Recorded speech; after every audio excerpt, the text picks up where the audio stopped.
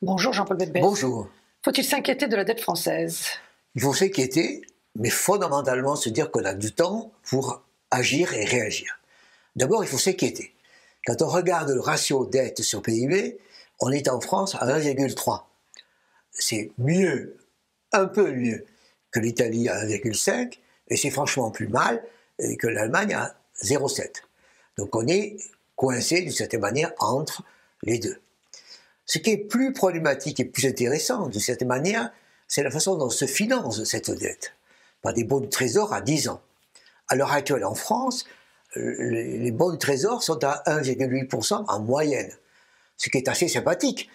Parce que surtout que l'inflation est à 5,8. Absolument, c'est-à-dire que les gens qui financent la dette française acceptent une perte de pouvoir d'achat de 4% l'an. Ce qui est embêtant et problématique et qui va d'une certaine manière, à mon avis, accélérer le processus de hausse des taux, c'est ce qui se passe en Allemagne. En Allemagne, il y a des bons de trésor à 1,2, mais il y a une inflation à 7,8. Autrement dit, les gens qui achètent des bons de trésor allemands acceptent de perdre en pouvoir d'achat 6,6% par an. Ça ne durera pas.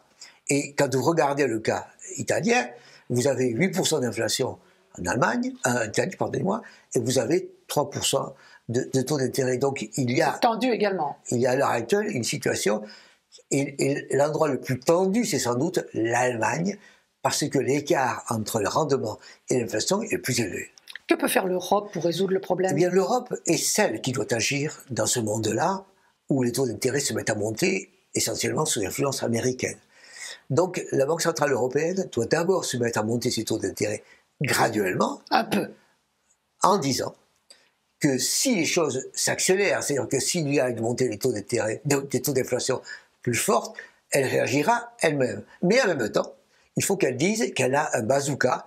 dont vous aviez parlé dernièrement. Tout à fait, pour éviter la fragmentation des systèmes, parce qu'on voit bien que si on monte les taux d'intérêt en quelque sorte sous pression allemande, pour le dire carrément, à ce moment-là, l'Italie serait la première en difficulté. Donc il faut avoir un mécanisme en quelque sorte dans lequel on monte les taux d'intérêt un peu, mais on aide ceux qui seraient en difficulté. Il y a aussi un problème de règles à changer. Et ça, c'est à côté, c'est en Europe, ça n'est pas la Banque Centrale Européenne, mais c'est au fond l'Europe politique qui doit revoir ses règles en se disant que les critères de Maastricht ne sont pas respectés et ne sont pas respectables au sens, quand tu dis la situation dans laquelle nous vivons. Donc il faut, à mon avis, revoir les critères et se dire notamment que les dépenses d'armement sont en dehors du déficit. En dehors du déficit. Ça c'est Banque Centrale Européenne plus règles européennes, c'est le paquet, en quelque sorte, européen.